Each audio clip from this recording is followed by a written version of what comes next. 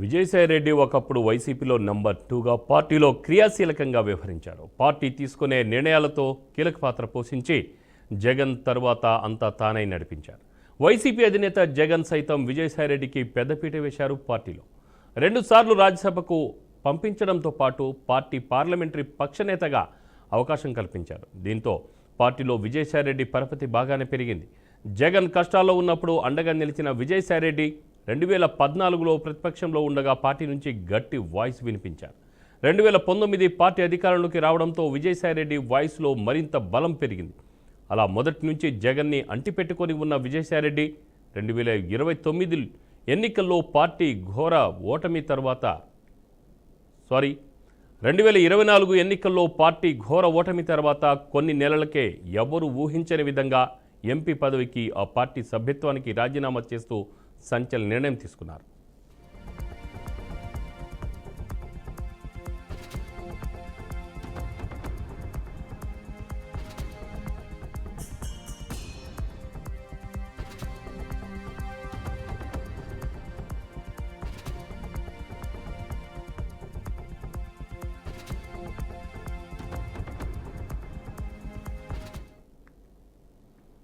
AP నుంచి రాజ్యసభలో clean sweep చేసిన వైసీపీ పార్టీ ఓటమి తర్వాత ఒక్కొక్కరుగా రాజీనామా చేస్తూ 3 ఎంపీలు పార్టీ మారారు. అయితే ఒకరిద్దరు పార్టీ మారుతారనే ప్రచారం జరిగినా ఎవరున్నా లేకున్నా చివరి వరకు విజయసాయిరెడ్డి మాత్రం పార్టీ వాయిస్ వినిపించడంలో ముందుంటారని అంతా భావించారు.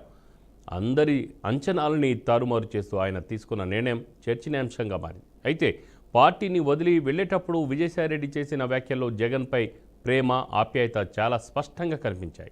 జగన్కి అంతా మంచి జరగాలని, మరోసారి అధికారంలోకి రావాలని స్వామి భక్తిని చాటుకున్నారు. ఇంతవరకు బాగానే ఉన్నా కాలక్రమేణా ఆయన మాటల్లో మార్పులొచ్చింది. విజయసాయిరెడ్డి రాజీనామాపై స్పందించిన జగన్ విలువలు విశ్వసనీయత లేని వారు వెళ్ళిపోతారంటూ పరోక్షంగా విజయసాయిరెడ్డిపై ఘాటు వ్యాఖ్యలు చేశారు. అయితే జగన్ వ్యాఖ్యలకి గట్టిగానే కౌంటర్ ఇచ్చారు విజయసాయిరెడ్డి. విలువలు ఉన్నాయా కనుకనే రాజీనామా చేసి రాజకీయాలకు దూరం జరిగానని, ఇతర పార్టీలో చేరలేదని స్పష్టం చేశారు.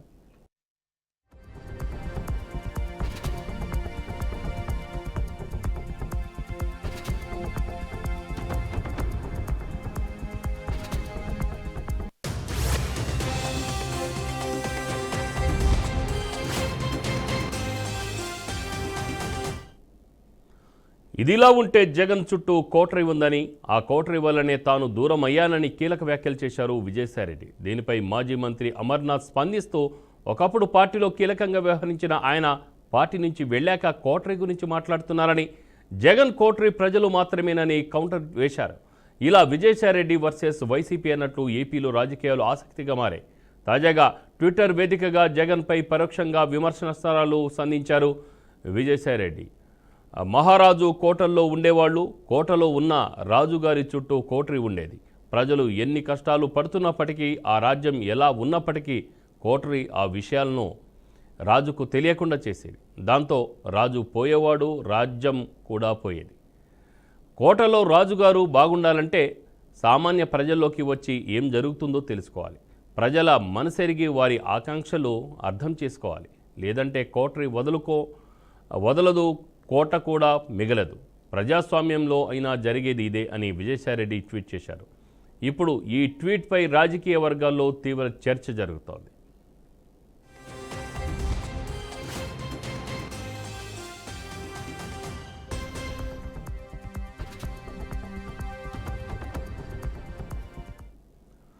పార్టీలో ఒకప్పుడు కీలకంగా వ్యవహరించిన విజయసాయిరెడ్డి ఇప్పుడు అదే వైసీపీ అధినేతపై విమర్శనాస్త్రాలు సంధించేందుకు ఏమాత్రం వెనకడుగు వేయడం లేదు.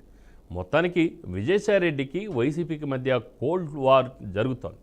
మరి ముందు ఈ మాజీ ఎంపీ నుంచి జగన్కి ఎలాంటి కౌంటర్లు పడతాయో చూడాలి.